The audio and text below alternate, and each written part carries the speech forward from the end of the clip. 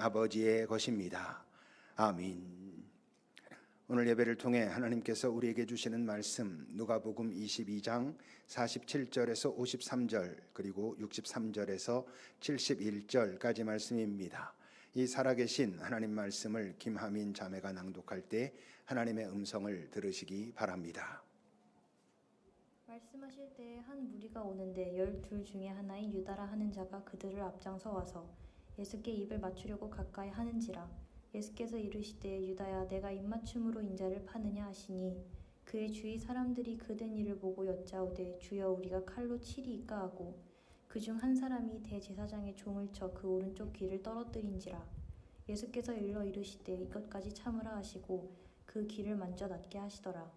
예수께서 그 잡으러 온 대제사장들과 성전의 경비대장들과 장로들에게 이르시되 너희가 강도를 잡는 것 같이 검과 뭉치를 가지고 나왔느냐. 내가 날마다 너희와 함께 성전에 있을 때에 내게 손을 대지 아니하였도다. 그러나 이제는 너희 때요 어둠의 권세로다 하시더라. 지키는 사람들이 예수를 희롱하고 때리며 그의 눈을 가리고 물어 이르되 선지자 노릇하라 너를 친 자가 누구냐 하고 이외에도 많은 말로 욕하더라.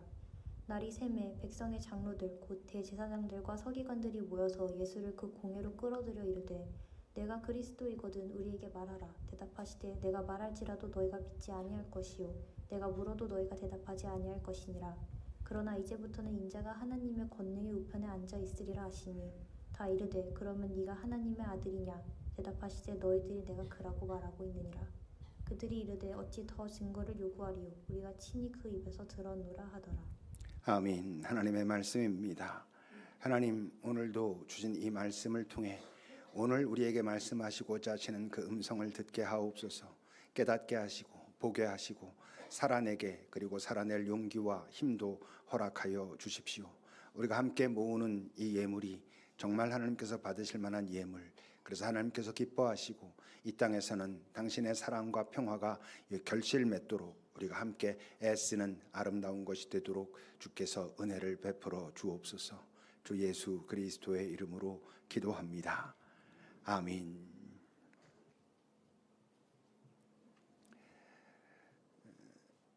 고대 사회 그리고 물론 유대 사회에서 그 입맞춤은 사랑 그리고 평화의 마음을 담은 그 사랑과 평화를 전하는 문안의 인사였습니다. 그래서 서신서에서도 바울도 그렇고 베드로도 그렇고 여러 곳에서 그 입맞춤으로 서로 인사하라 하는 이야기가 나오지요. 데살로니가전서에 보면 거룩하게 입맞춤으로 모든 형제에게 문안하라 그렇게 바울이 이야기하고 베드로 사도도 너희는 사랑의 입맞춤으로 서로 문안하라 이렇게 이야기를 하고 있습니다. 그런데 오늘 유다는 어떻게 하는 거예요? 예수를 팔아 넘기는 신호로 예수님 앞에 나와서 입맞춤을 하려고 하는 것입니다. 47절입니다. 말씀하실 때 무슨 말씀을 누구에게? 그 겟세마네 동산에 기도를 마치시고 오니 제자들이 자고 있었잖아요. 너희들은 한시도 나랑 같이 깨어 있을 수 없느냐? 시험에 들지 않도록 깨어서 기도하라 라는 말씀을 하시는 거예요. 그러니까 그 마음속에 약간의 섭섭함 이런 것이 이제 있는데 한 무리가 오는데 거기에 유다가 앞장서 옵니다. 그리고 예수께 와가지고 입을 맞추려고 오는 거예요. 그러니 예수님이 보실 땐 네가 입맞춤으로 인자를 파느냐 하시면서 사실 얼마나 참담하신 거죠. 이제 그 제자들의 다른 제자들의 좀 섭섭함을 넘어 사랑과 평화의 인사를 가지고 네가 지금까지 3년 동안 나랑 같이 그렇게 지내왔는데 그 나를 팔겠다는 그런 그 신호로 이 입맞춤을 한다고 지금 이렇게 말씀하시는 거죠. 자, 근데 지금 이 유다의 이 마음은 여러분 도대체 뭘까요? 유다는 지금 어떤 마음을 가지고 뭐 예수를 팔아 넘기는 그 행위 자체도 그렇고 예수님 앞에 나와서 입맞춤을 하려고 하는 걸까? 이게 정말 그 예수를 조롱하고 무시하면서 하는 태도인가? 아니면 정말 돈에 눈이 멀어가지고 아무것도 보이지 않고 이 사람만 팔아 넘기면 이제 내가 좀 돈 좀 갖게 되지 이런 걸까? 또는 뭐 그 재난 영화의 빌런들처럼 어쨌건 이거 뭔가 잘못될 것 같으니까 빨리 내가 여기서 빨리 떠나자라고 하는, 자기 살겠다고 하는 그런 태도일까? 그런 쪽에 가깝지는 않은 것 같아요. 그 마태복음 27장에서 그런 말 하잖아요. 그때 예수를 판 유다가, 이게 지금 예수님 그 겟세마네 동산 기도 끝났을 때 와가지고 입 맞추려고 하고 예수 팔아 넘긴 다음에 뭐 며칠이 지났거나 몇 년이 지난 게 아니에요. 몇 시간 지난 거예요. 지금 몇 시간 지났을 때 이 사람이 지금 예수님이 저렇게 되는 걸 보고, 아, 내가 잘못 판단했다, 내가 미쳤다, 이러는 거예요 지금. 그래서 그 받았던 돈 대제사장한테 갖다 주니까, 우린 몰라, 네가 알아서 해, 이러니까, 내가 저분이 무죄하다는 걸 분명히 아는데 내가 잘못 판단했고 오히려 내가 죄를 범했다 이러면서 그 받았던 돈 성소에다 갖다 놓고 죄송합니다 뭐 이런 마음이 담겨 있는 거죠. 그리고 그가 목매어서 죽거든요. 저런 행동을 하는데 그 몇 시간 전에 정말 조롱하고 막 이러고 자가 돈 욕심에 막 이러고 이랬던 거라기보다는, 지금 예수 앞에 나와서 예수 사람들 데리고 와서 예를 팔면서도 정말 복잡한, 보통 우리가 그 애증의 마음 이런 말 하잖아요. 분명히 지금 유다에겐 배신감도 있고, 그 배신감과 함께 우리가 지금까지 했던 건 뭐냐고, 당신 정말 이러시면 안 된다고 라고 하는 억울함도 있지만, 거기에는 그 마음속에 그 죄송함이 없었을까? 그러면서도 뭔가 불안하고 두렵고 떨리는 마음도 같이 있는, 그러니까 지금 이 유다가 지금 예수님 앞에 나와가지고 그를 넘기면서 입맞춤을 하고자 하는 건 정말 그를 조롱하고 무시하는 태도라기보다는 어떤 나름대로는 진심이 담긴, 그것이 뭐 옳아서가 아니라 뭐 그게 마지막 인사라고 생각을 했든 뭐 그분과 눈을 맞추면서 뭐 죄송하다는 표현을 하는 거든 그랬던 게 아닐까라는 생각이 들지만 모르죠. 뭐 우리가 유다가 아니니까. 언뜻 생각하면 너무 유다에 대해서 목사님이 좀 우호적인 게 아닌가 이렇게 생각할 수도 있지만, 언제부턴가 이 유다의 이야기를 볼 때마다 제게 떠오르는 예수님의 말씀이 있어요.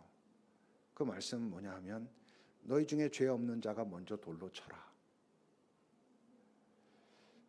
사실 살펴보면 우리가 유다보다 훨씬 덜 고민하고 훨씬 더 쉽게 예수님을 배신하면서 살아가고 있는지도 몰라요.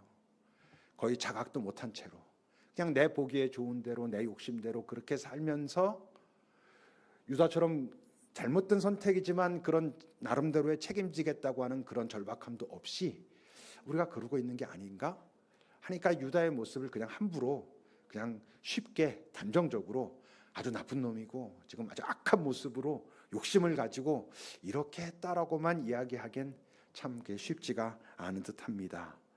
많은 분명히 성경은, 하나님께서는 유다 사건을 통해서 우리에게 경고하고 계시죠. 뭘? 너희들이 어떻게 보이든 너희들이 가지고 있는 너희들의 틀로, 너희들의 생각과 판단과 해석으로 이 모든 것들을 행하려고 하면 너희들은 진짜 끝은 볼 수가 없어. 눈에 보이는 이것이 어떻게 될 것이다 라고 예측하고 나름대로 너희들은 대비를 한다고 생각하지만, 그 너머에 어떤 일이 벌어지는가 하는 그것은 너희들의 생각만으론, 너희들의 판단만으론 알 수가 없어 라고 분명히 우리에게 말씀하고 계시죠. 그러니 아마 예수님은 그 유다의 마지막 입맞춤을 거절하셨을 것 같아요. 왜냐하면 그건 진짜 평화가 아니니까.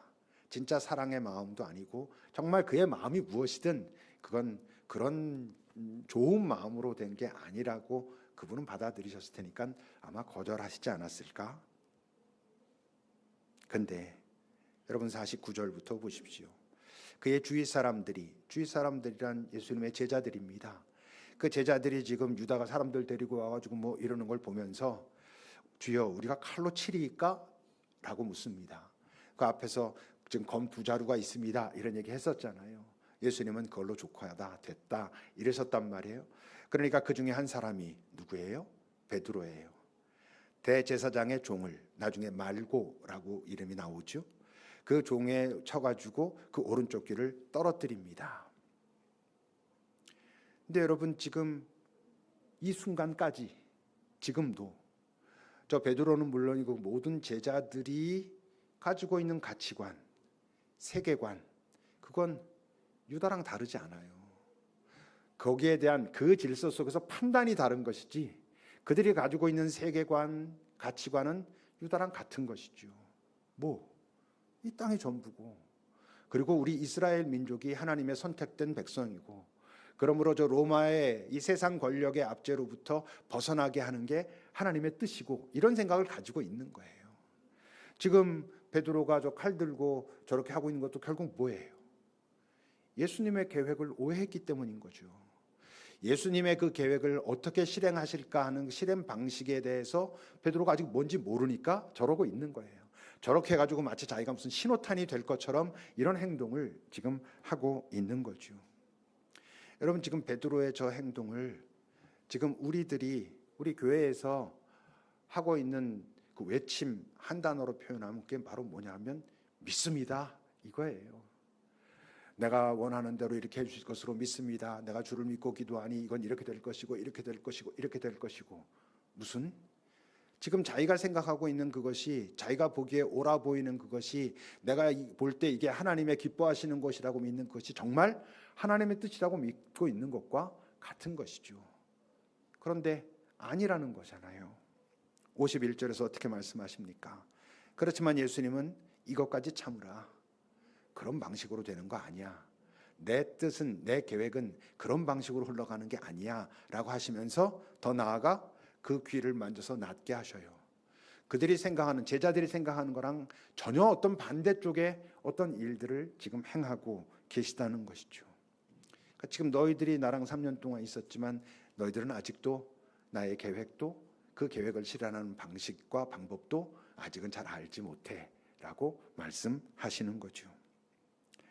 그럼 전혀 다른 방식으로 당신의 계획을 실행하는 그 첫 번째 시도가 뭐였습니까? 그 시작이 어떻게 나타납니까? 52절입니다. 예수께서 잡으러 온 그 제사장들, 경비대장들, 장로들에게 너희가 강도를 잡는 것 같이 검과 몽치, 큰 쇠나무를 말하는 거예요. 그걸 가지고 나왔느냐? 내가 날마다 너희와 함께 성전에 있을 때 손도 대지 않더니 그러나 이젠 내가 허락하겠다, 이런 뜻입니다. 너희의 때인 것을, 어둠의 권세가 득세하는 것을 분명하게 드러나도록 내가 용인하겠다, 이런 뜻입니다. 다시 말해서 당신의 계획을 구체적으로 실행하는 첫 번째 시작은 뭐였냐면 당신 스스로 어둠의 권세 아래 들어가시는 거였어요. 왜? 그렇게 해야만 그 어둠의 권세, 그 어둠의 실체가 드러나니까. 그리고 그 안에 들어가셔서 어떻게 하시려고? 그 어둠의 권세를 깨뜨리시려고 지금 너희들이 하는 대로 내가 용납하겠다. 그 칼과 몽치가 나를 제압할 수 없지만 너희들은 그것으로 지금 나 잡으러 왔고 그것으로 나 잡았다라고 생각하겠지만 아니, 이제부터 너희 어둠의 권세의 실체를 내가 드러낼 거야 라고 말씀하시는 거죠. 그 어둠의 권세의 정점이 뭐죠? 그게 바로 사망, 죽음이거든요. 그게 왜 권세가 이 땅에 있었어요? 타락한 모든 인간들, 다시 말하면 하나님의 그 영원한 생명을 잃어버린 모든 자들은 그 사망, 죽음의 운명일 수밖에 없고, 그러므로 그 사망의 권세 앞에 다들 굴복했고 거기서 두려워 떨었고, 그랬기 때문에 그 어둠의 권세에 지배당했고 억눌려 살아왔었거든요. 이제 주님께서 그 사망의 권세, 어둠의 권세 아래 들어가심으로 그것의 실체가 무엇인지, 그리고 그것을 어떻게 깨뜨릴 수 있는지, 깨뜨려지는지 보이시겠다 하신 거고, 우리는 예수를 왜 믿어요? 그분이 그 사망의 권세를 깨뜨린 생명의 존재인 것을 믿는 것이죠. 그러니 여러분, 우리가 예수를 믿는다라고 할 때 예수를 믿는 그 믿음의 가장 최종적인 아니면 핵심적인 증거는 뭐로 나타나겠어요? 기꺼이 죽는 것입니다. 사도행전에 나오는 그 제자들이 복음서와 달라진 게 뭐예요? 기꺼이 자신들의 목숨을 내어놓는 거예요. 목숨이 하찮아서? 아니, 목숨이 소중한 것이죠.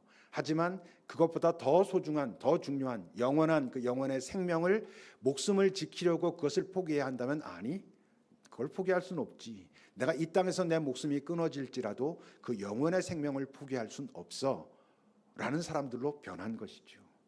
그들이 복음서에서 그야말로 허접한 모습으로 나타나는 건 여전히 자신들의 목숨을 유지하고 자신들의 이 땅에서의 삶이 중요했기 때문에 그런 모습으로 나타났던 자들인데, 예수가 지금 어둠의 권세 속으로 들어가서 그 권세를 깨뜨리고 부활하시는 것을 보면서 이들이 그렇게 변하게 된 거죠. 그러나 우리가 순교를 할 일은 없지 않겠습니까? 거의 없겠죠. 우리가 순교할 일은. 그럼 순교할 때만 그렇겠어요? 아니, 우리가 예수를 믿는다라고 하는 아주 중요한 증거는 뭐겠어요? 그러므로 이 땅에서 우리가 일상을 살면서 평범한 삶 속에서 맞닥뜨릴 수밖에 없는, 모든 인간이 맞닥뜨릴 수밖에 없는 그 죽음, 그 죽음을 대하는 태도, 죽음을 어떻게 볼 것이며 그 죽음이 내 앞에 또 내 옆에 다가왔을 때 그것을 어떻게 대하는가 하는 그것이, 그가 정말로 예수를, 어둠의 권세를 깨뜨리고 부활하심으로 영원의 생명이 있다는 것을 증명하신 그분을 믿는 자인가 아닌가를 증명하는 그것이 될 것입니다. 계속 말하지만 이 땅에서 사는 삶이 아무것도 아니어서 이 땅에 더 이상 미련도 없어, 이 망할 놈의 세상, 빨리 세상 떠나야지, 이런 태도여서가 아니라, 이 땅에 살아있는 동안 내가 가지고 있는 목숨은 중요하지만 또 내가 목숨을 가지고 살아가는 삶도 참 소중한 것이지만 그것을 영원과 바꾸지는 않는, 마치 영원이 없는 것처럼 이 땅에서 그걸 지키느라고 뭔가에 집착하고 거기서 헤매고 있지는 않는다는 것이죠. 여러분, 죽음에 대한 태도가 왜 중요합니까? 그가 죽음에 대해서 가지고 있는 태도가 그가 이 땅에서 사는 동안의 태도를 규정하기 때문입니다. 그가 죽음을 무엇이라고 보는가가 그가 이 땅에서의 삶을 무엇이라고 보는 것과 아주 밀접하게 관계가 있거든요. 가장 분명한 그 표현이 성경 속에 그 바울 사도가 빌립보서에서 표현한 것 같아요. 빌립보서 1장입니다. 이제는 내게 사는 것이 그리스도다. 그리스도의 생명 가진 자가 되었다. 이런 얘기입니다. 그러니 내가 죽는 것도 나에게 좋은 일이다. 기꺼이 죽을 수 있다는 것입니다. 하찮아서 아니, 더 중요한, 더 영원한, 더 영원도 아니죠. 영원한 것을 알았으므로 이 땅에 유한한 목숨이 끊어지게 된다고 하면 기꺼이 받아들이지. 그런데 내가 아직 육신으로 사는 동안 맺어야 될 열매가 있다면, 그렇다면 내가 그냥 그만 살자 이럴 순 없기 때문에 사실 내가 살짝 갈등이 있고 고민이 있다라고 말하는 거예요. 내가 그 둘 사이에 끼었다. 영혼을 이미 가진 자로 그 영혼이 참 좋다는 것 알지만 아직 내가 이 땅에서 맺어야 될 열매가 있다면 그것도 소중하니까, 물론 이 땅을 떠나 내 주님과 영혼의 주님과 함께 있는 것이 훨씬 더 좋지만 내가 아직 육신으로 사는 이유가 있어서, 육신으로 사는 동안 내가 해야 될 선한 영향력이 있어서, 내가 감당해야 될 열매들이 있어서, 맺어야 될 열매들이 있어서 내가 아직 살지, 열심히 살지, 좋은 마음으로 최선을 다해서 살지. 그러나 어떤 순간 끝날 때가 되면 기꺼이 오케이, 감사합니다 하면서 떠날 수 있지 라고 말하는 거고, 이것이 예수를 믿는 우리들이 이 땅을 살아가는 태도여야 하고, 이 땅을 이런 태도로 살아갈 때 그들이 이 땅을 가장 잘 살아낼 수 있는 것이죠. 이제 그런데 66절입니다.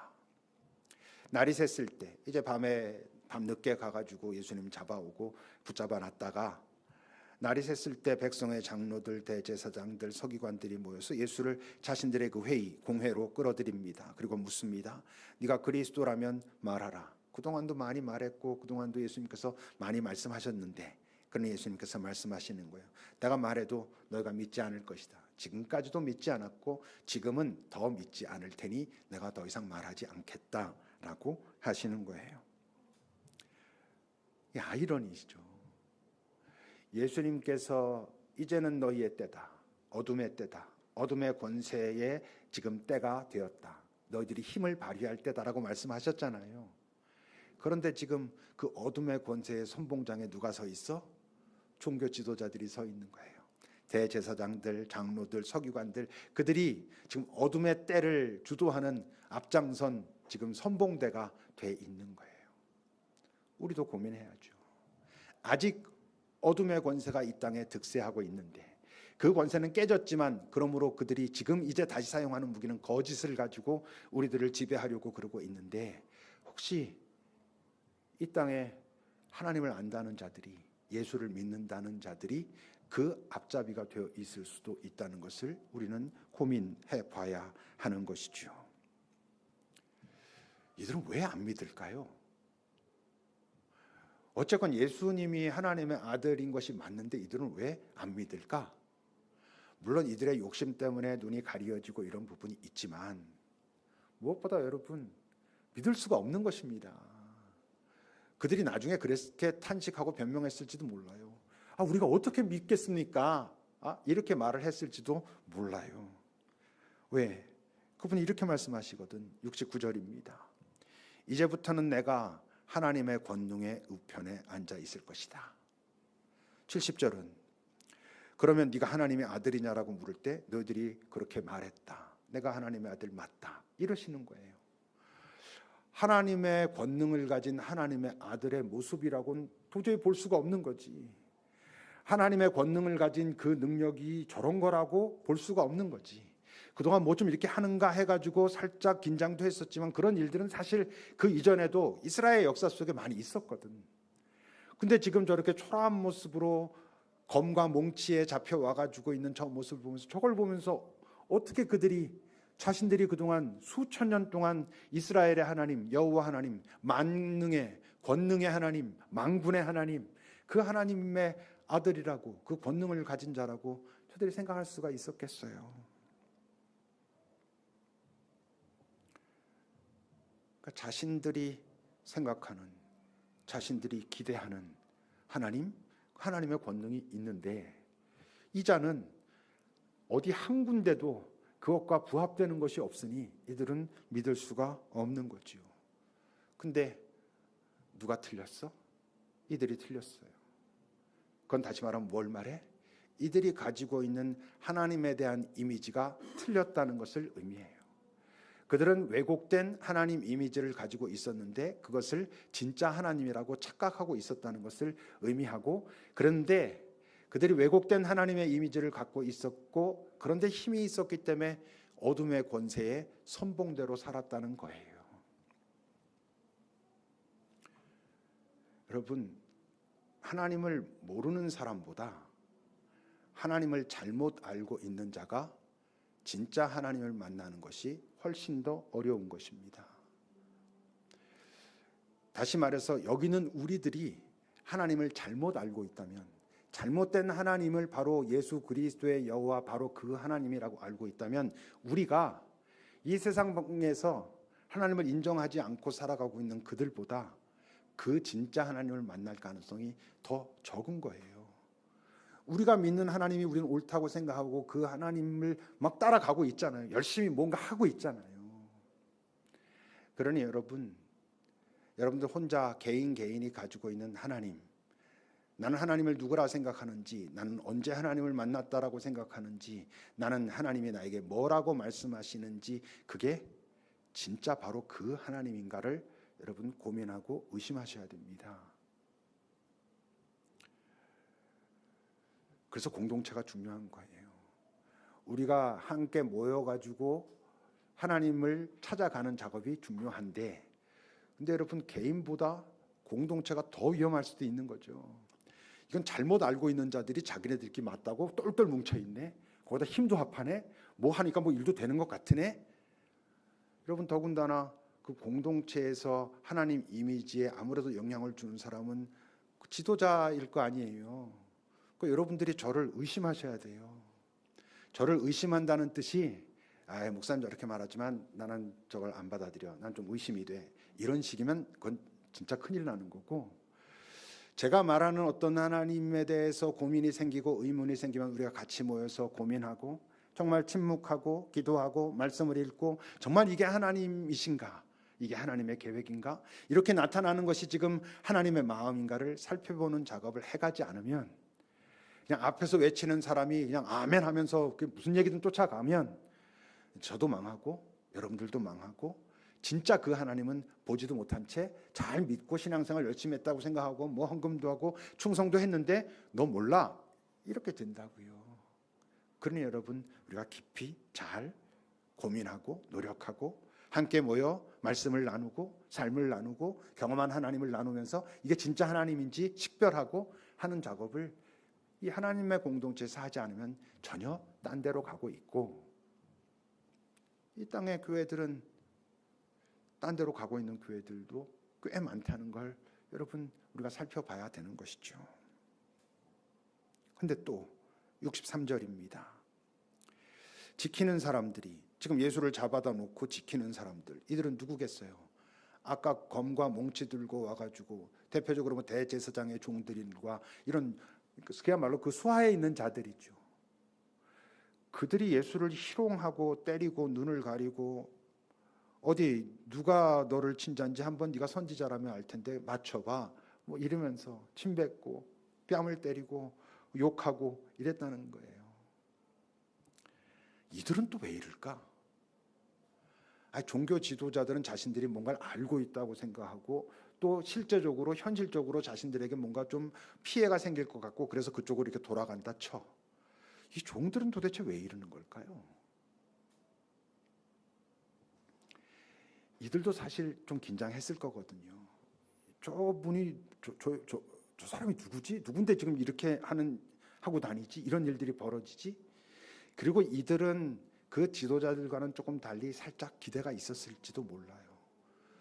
이 세상을 바꿔서 종으로 사는 게 뭐가 좋겠어요? 그걸 다 뒤집어낼 수 있다면 뭐 그건 좋은 일이지라고 살짝 기대도 있었는데 보니까 뭐야, 뭐 별거 없거든. 정말 하찮거든. 그러니 여러분, 그 다음에 나타나는 마음은 뭐예요? 억울한 거죠. 조금이라도 기대했었다는 사실 자체가. 그러니 오히려 그들이 그 지도자들이 하는 것보다 더 아주 뭐 앞에 대놓고 희롱하고 뭐 조롱하고 뺨을 때리고 침을 뱉고 이런 행동을 하는 거예요. 이들이 볼 때 정말 하찮거든. 근데 여러분, 그들이 지금 이렇게 하찮게 보이는 그 예수를 하찮은 게 맞네 라고 확신케 하는 게 있어요. 그게 뭐예요? 그 옆에 아무도 없네. 그동안 뭐 이렇게 그와 함께 따라다닌다고 뭐 무슨 기적 일으킬 때는 뭐 대단하게 막 해서 우리가 이렇게 할까요 저렇게 할까요 뭐 막 이랬던, 함께 했던 많은 사람들이 있었는데 지금 아무도 없네. 여러분, 이게 63절부터 하고 있는 그 62절까지 나온 내용이 우리가 이미 앞에 살폈던 베드로가 3번 부인하는 사건 나오는 거예요. 저주하며 맹세하며 절대 몰라라고 하는 그 예수님의 제일 뭐 수제자라고 하는 자의 행위가 나오는 거예요. 그러니까 지금 저 하찮아 보이는 예수 옆에 그동안 함께 따르던 자들도 다 없어. 그러니 확실한 거죠. 정말 아무것도 없구나. 그동안 이렇게 3년 동안 같이 다니고 뭐 그랬던 사람들도 다 떠나간 거 보니 정말 아무것도 없네. 이렇게 되는 거죠. 여러분, 이 세상이 하나님을, 우리가 주님이라 고백하는 예수를 하찮게 대하는 첫 번째 이유는 뭐예요? 실제로 하찮아 보여서 그런 거예요. 그 대표적인 얘기가 뭐예요? 아니, 그 하나님이 살아계시면 세상이 왜 이래? 이런 말 우리가 하잖아요. 예수 믿는 사람들도 하잖아요. 하나님이 살아계신데 왜 이래요? 뭐 내 삶에 왜 이런 일이 벌어지고, 이거 하잖아요. 하찮아 보이거든. 지금 세상에서 벌어진 일들만 해도 봐요. 하나님이 살아계시면, 정의의 하나님, 사랑의 하나님이면 그렇게 뭐 산길 뭐 산책하다가 그런 일 당해가지고 결국 죽고, 물론 뭐 이런 일들이 왜 벌어져? 하찮아 보이는 거죠. 하나님이. 그가 정말 사랑의 하나님이면 이렇게 되는 거예요. 근데 뭐 다 알진 모르지만 우리는 어떻게 고백하는, 그 하나님을 안다는 사람들이잖아요. 하나님이 누구인지, 이 세상의 본질이 뭔지, 그래서 왜 이런 일들이 벌어지는지, 이런 일들은 하나님과 어떤 관계가 있는 것인지, 하나님 왜 이것을 두고 보시는 것처럼 보이는지 우리는 그걸 안다고 하는 사람들인 거잖아요. 그러니까 정확하게 말하면 하나님이 하찮아 보이는 이 세상의 모습을 보면 하나님이 하찮아 보이긴 하지만 그건 잘못 알고 있기 때문이잖아요. 하나님을 잘못 알고 있기 때문이고 이 세상의 본질을 잘못 알고 있기 때문이고 영혼을 모르기 때문이고 많은 것을 실제로 모르기 때문에 그들이 하찮게 여기는 거지. 하찮게 보이고 있는 것뿐이지. 그러나 여러분 진짜 문제는 뭐예요? 모르는데 알아볼 필요를 못 느껴. 별로 알 필요를 느끼지 않아. 왜? 그 하나님을, 그 예수를 안다는 사람들을 보면 그 하나님 별로 알고 싶지도 않아. 알 필요도 없어. 하나님을 안다고 하는 자들도 결국 뭘 요구하고 있고 뭘 중요하게 여기냐면 저들보다 좀 더 날카롭고 강한 칼을 주십시오 라고 외치고 있거든. 좀 더 길고 강한 몽치를 들고 내가 이 땅에서 뭔가 힘을 발휘하면서 살고 싶습니다 이렇게 말하고 있거든. 그거 가졌을 때 하나님이 자기네들한테 뭘 주셨다 이러거든. 근데 보니까 하나님 믿지 않는 게 그런 칼 더 날카로운 거 가질 수 있고 몽치도 더 크고 강한 거 가질 수 있는 건 사실 하나님 안 믿고 하는 사람들이 더 많이 갖고 있거든 사실. 그러니 여러분 51절 다시 보시면 예수께서 이것까지 참아라. 저 칼과 몽치 들고 와가지고 저러고 있고 이거 갖고 너희들 저 힘에 대항해서 저 힘과 1대1로 싸우고 싶지만 그런 방식으로 내가 할 거 아니야 라고 하시는 그런 것에 대한 궁금증을 가질 기회가 없어.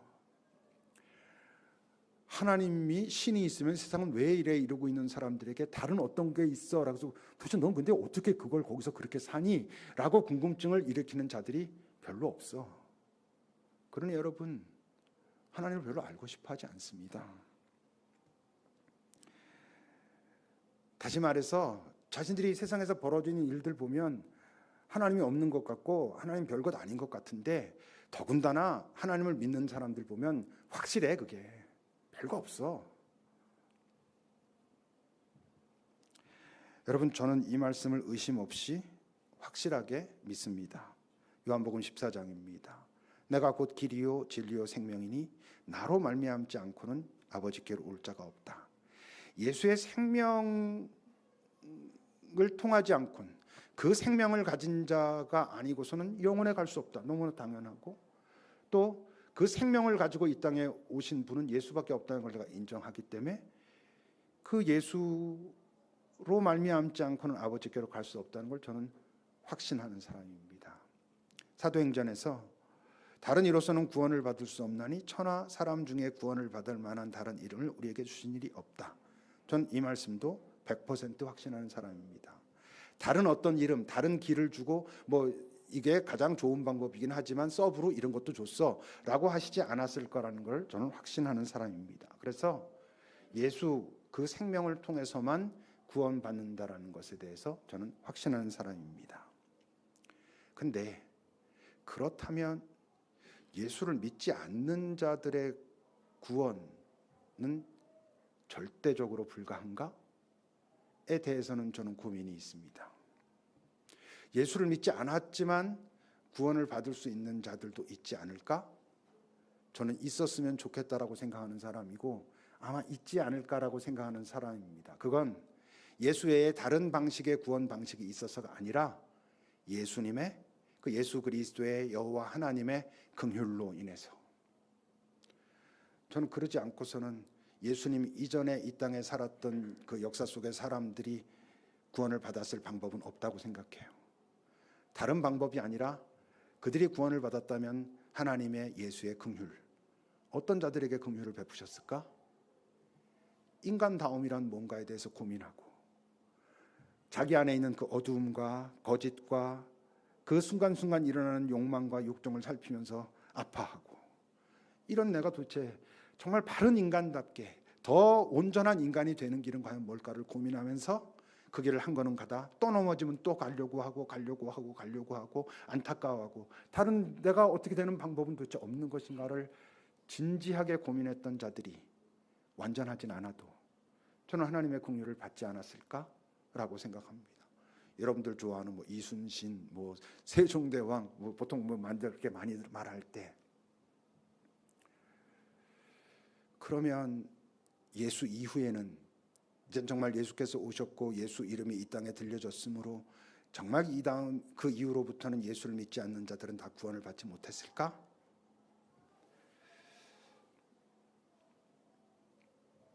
그럴 수도 있지만 저는 그들 중에서도 주님의 긍휼을 받은 사람들이 있을 수 있지 않을까? 사실 여러분, 인간다움이란 게 무엇인가 고민하고 치열하게 조금 더 인간다워지려고, 조금 더 사랑하려고, 조금 더 더불어 살려고 노력한다면, 그렇다면 당연히 예수를 찾지 않겠어요, 여러분? 우리가 알고 있는 바로 그 예수, 온전한 인간으로 오신 예수, 진짜 사람들을 사랑했고 사람들과 더불어 있었고 모든 사람들에게 당신의 사랑을 나누고 싶어 했던 그 예수에게 관심이 있을 수밖에 없지. 근데 여러분, 정말 인간다움에 대해서 고민하고 아파하고 시도하고 어쩔 바를 모르고 무력감을 느끼고 그런 사람들이 예수께로 나아가는데 방해를 하는 자들이 있다고요. 누가? 내가 예수 믿는다는, 내가 예수 안다는 사람들이 방해할 수 있다는 걸 우리가 기억해야 돼요. 니고데모 같은 사람은 유대교의 지도자였어요. 근데 예수라고 하는 분의 어떤 행위 이런 거 보면서 밤에 홀로 몰래 찾아갔어요. 나 이런 고민이 있는데 도대체 당신의 삶을 보면 뭔가 있는 것 같은데 뭐요? 나는 모든 인간이 그 예수에 대해서 전해 듣는다면, 그 예수를 바르게 아는 자들의 삶을 본다면 그 예수님을 나 좀 알고 싶어 라고 할 것 같거든. 여러분, 많은 사람들이 예수 믿는다는, 예수 안다는 많은 사람들이 오히려 방해자가 되고 있을 수도 있어요. 정말 예수를 하찮게 만드는 사람들은 예수를 모르는 자들이 아니잖아요. 예수를 안다고 하는 자들이, 하나님을 안다고 하는 자들이 예수를 하찮게, 사람들이 하찮게 이 세상을 보면 하나님이, 예수가 하찮게 보이는 그런 세상인데, 사실 그 예수 안다고 하는 사람들 보면 진짜 하찮은 게 많네. 됐어, 그렇게 해서 구원받는다고? 너같이 해야지 구원받는다고? 너나 받아라. 이렇게 우리가 많이 하고 있지 않겠어요? 물론 뭐 막상 보니까 하나님께서 네가 틀렸어 임마, 암만 그랬어도 사람의 힘으로는 안 되니까 결국 예수 이름, 예수 생명에 접붙임되지 않은 자들은 구원받지 못해. 그럴 수 있죠. 근데 여러분, 만약 정말 인간다움에 대해서 고민하고 치열하게 쓰고 노력하고 그랬다면 당연히 예수를 찾을 텐데, 예수를 찾는데 방해를 했던 그 사람들은, 그 인간다움 때문에 고민하고 애썼던 사람들이 구원받지 못한다면 막아섰던 사람들은 더 구원받지 못하겠죠. 그들이 지옥 간다면 막아섰던 자들은 더 깊은 지옥에 가겠죠. 그야말로 예수님도 말씀하셨잖아요. 연자 맷돌 메고 바다에 빠지는 것보다 더 큰 벌 속에 들어가겠죠. 여러분, 우리가 여기 있다고 구원받았습니까? 여러분들이 믿는 하나님이 바로 그 하나님 맞습니까? 혹시 여러분들의 예수 믿고 하나님 믿고 그래서 난 구원받았어라고 하는 여러분들의 삶이 이 땅에서 하나님을 알지 못하는 자들, 이 세상을 보면 하나님이 있긴 뭐가 있어 라고 탄식하고 있는 자들에게 없는 게 맞네 라고 확신하게끔 하는 그런 삶은 아닌지 우리가 고민해야 되는 것이죠. 잠시 기도합시다. 나는 그 하나님을 어떻게 알고 있고 내가 믿는 하나님이 바로 그 하나님 맞지? 여러분, 하나님 앞에 한번 여쭤보십시오. 그리고 하나님, 혹시 내 삶이, 내 선택이 하나님 없어 보이는 이 세상, 그래서 이 세상에 하나님 알지 못하는 사람들은 하나님이 있긴 뭐가 있어 라고 말하는 그들에게 하나님이 없는 게 맞네 라고 확신시켜주는 그런 삶은 아닌지요? 라고 우리 조금 진지하게 두려워하면서 하나님 앞에 잠시 머물러 봅시다.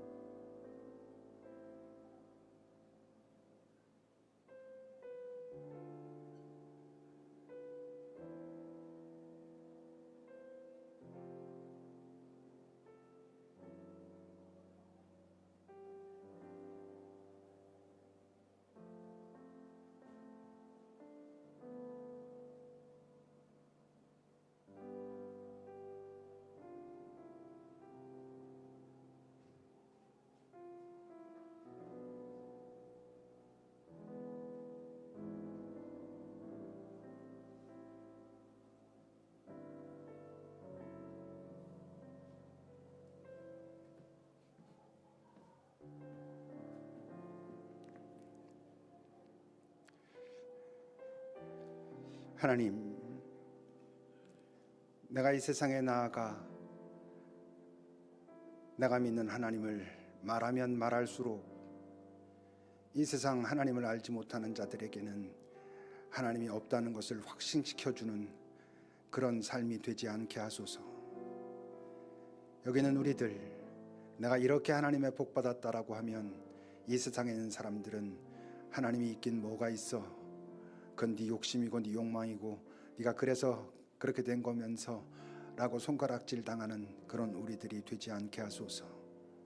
이것까지 참으라 라고 하시며 당신을 잡으러 온 자의 귀를 고쳐주신 그 사랑을 우리가 배울 수 있기를, 이 땅 눈에 보이는 것이 결코 전부가 아닌 것을 우리가 잘 인정하며 살아가는 자들이 되기를, 살아있는 동안 우리의 삶은 귀한 것이지만 기꺼이 죽을 수도 있다는 것을, 그 죽음이 우리를 슬프게 하고 아프게 하는 건 맞지만 그러나 절망할 필요는 없다는 것을 잘 알고 살아가는 우리들, 바른 죽음에 대한 태도를 통하여 바른 삶의 태도를 이 세상에 보여주는 우리들이 되므로 정말 인간다움에 대하여 고민하는 자들이 나를 보고 또는 내가 전하는 그 예수를 보고 그 예수께로 나와 무릎 꿇게 하는 그런 우리들이 되게 하소서. 예수님의 이름으로 기도합니다. 아멘. 찬양하시겠습니다.